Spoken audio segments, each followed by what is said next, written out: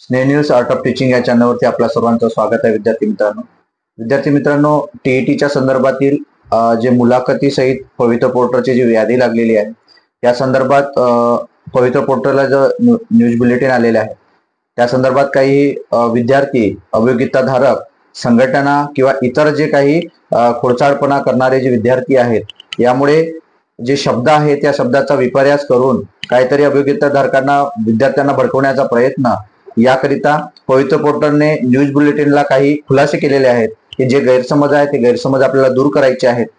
या संदर्भात हा व्हिडिओ आहे. हा व्हिडिओ आपण संपूर्ण बघा. आपण जर पहिल्यांदा बघत असाल या चॅनलला सबस्क्राईब सुद्धा करा. विद्यार्थी मित्रांनो, हे प्रसिद्ध पत्रक जे आलेलं आहे न्यूज बुलेटिन मध्ये त्यात त्यांनी दिलेलं आहे की काही खुलासे आणि प्रसिद्ध पत्रक आहे. या संदर्भात त्यांनी दिलेलं आहे की मुलाखतीसह शिक्षक जे अभियोगिताधारक आहेत विद्यार्थी आणि मुलाखतीसहित जी यादी लावली आहे त्या यादीकरिता सूचना ज्या आहेत त्या सूचना आपण वेळोवेळी दिलेल्या आहेत आणि त्या सूचनांचा अर्थ जो आहे ते काही व्यक्ती जे आहेत ते चुकीचा अर्थ काढत आहेत, त्याचा विपर्यास करत आहे. त्यामुळे अभियोगिताधारक जे आहेत काहीच प्रमाणात जे अभियोगिताधारक आहेत ते संभ्रमात आहेत. विद्यार्थी मित्रांनो, याकरिता कोणत्याही अफवांना आपण बळी पडायचं नाहीये. वेळोवेळी जी 2019 ची भरती असो की 2022 ची भरती असो, विद्यार्थी मित्रांनो, ही पारदर्शक पद्धतीनेच करण्याचा पुरेपूर प्रयत्न केला जात आहे आणि ती होत सुद्धा आहे. आपल्याला सर्वांना माहित आहे.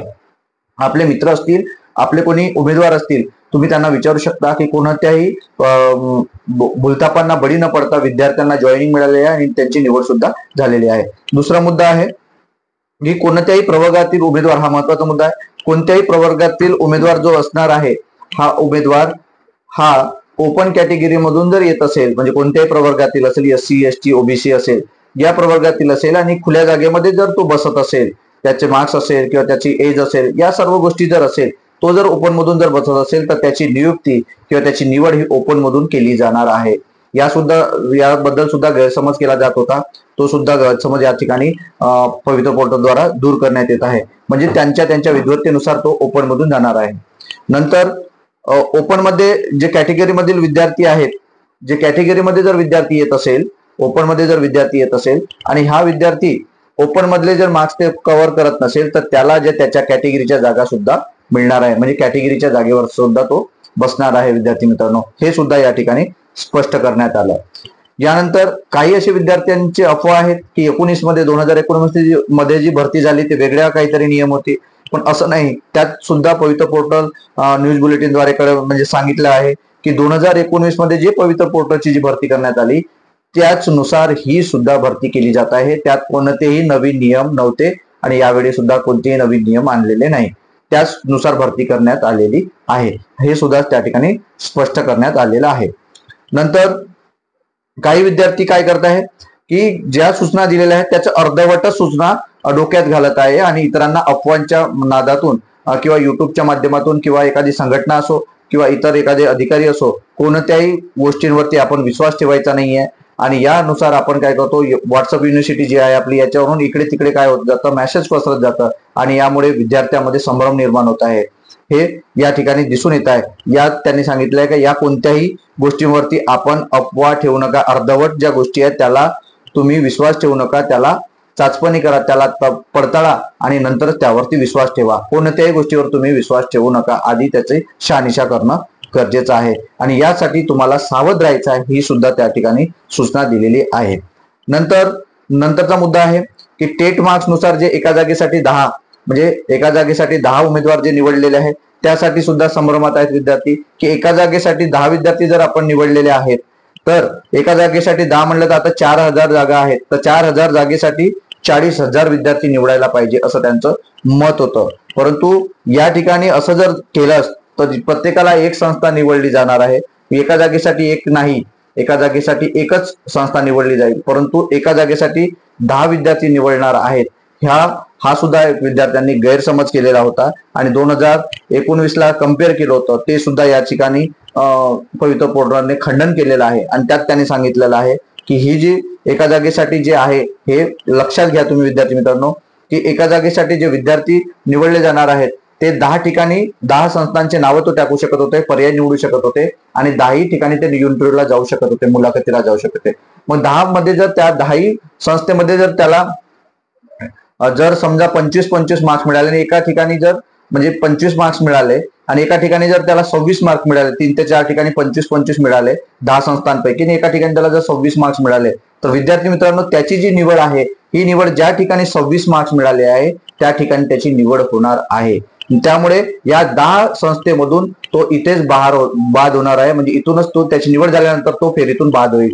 म्हणजे त्या ठिकाणी मग निवड कोणाची होईल, तर त्या ठिकाणी निवड जी होणार आहे ज्याला 24 मार्क्स असेल किंवा ज्याला 25 मार्क्स असेल विद्यार्थी मित्रांनो, म्हणजे त्याच्यापेक्षा कमी असणारा जो विद्यार्थी असेल त्याला त्या ठिकाणी दुसऱ्या ठिकाणी नियुक्ती मिळणार आहे. म्हणजे त्याच्या जागेवर दुसऱ्या ठिकाणी नियुक्ती मिळणार आहे. म्हणजे त्याची जी आहे ते 26 जागेवर नियुक्ती होईल. म्हणजे 9 ठिकाणी तो डायरेक्ट बाद होणार आहे. म्हणजे 9 ठिकाणी मग कुणाला मिळणार आहे, तर त्याच्यापेक्षा ज्यांना कमी मार्क्स आहे त्या विद्यार्थ्याला त्या ठिकाणी नियुक्ती मिळणार आहे.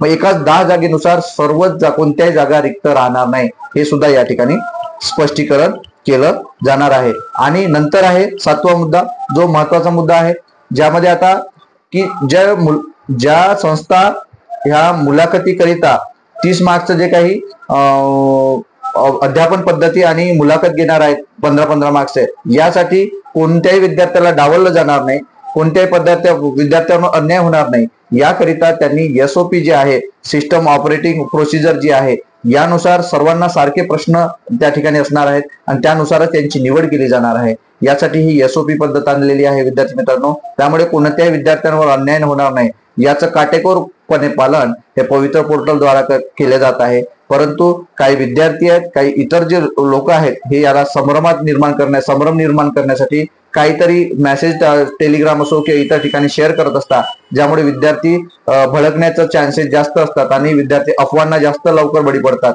म्हणून हे जे प्रसिद्धी पत्रक आहे, हे प्रसिद्धी पत्रक पवित्र पोर्टलने या ठिकाणी दिलेलं आहे, जे 10 तारखेच्या कालच्या तारखेमध्ये विद्यार्थी मित्रांनो हे दिलेलं आहे. सर्व विद्यार्थ्यांना सांगू इच्छितो की कोणत्याही मी असो की कोणत्याही युट्यूबवरचे चॅनल वाला व्यक्ती असो किंवा एखादा अधिकारी असो किंवा कोणीही संघटनेचा पदाधिकारी असो, कोणत्याही व्यक्तीवर विश्वास ठेवू नका.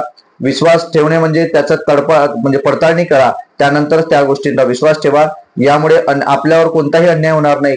जी 2019 ची पवित्र पोर्टल भरती झाली आहे त्या उमेदवारांना तुम्ही विचारा की तुमची भरती कशी झाली. त्यानंतर आता जी होणारी जी भरती आहे आणि निवड झालेले जे विद्यार्थी आणि जॉईन पण झालेले त्यांना सुद्धा विचारा.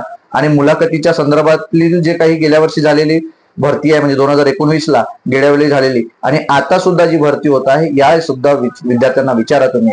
नक्कीच ते पॉझिटिव्ह तुम्हाला उत्तर देतील, सकारात्मक उत्तर देतील. कारण पवित्र पोर्टलमुळे हे जे विद्यार्थी आता मागच्या वेळेची जी भरती आहे 2019 ची आणि आताची, ही नक्कीच पारदर्शक पद्धतीने होत आहे, हे मी आपल्याला सांगू इच्छितो. नक्कीच विश्वास ठेवा विद्यार्थी मित्रांनो.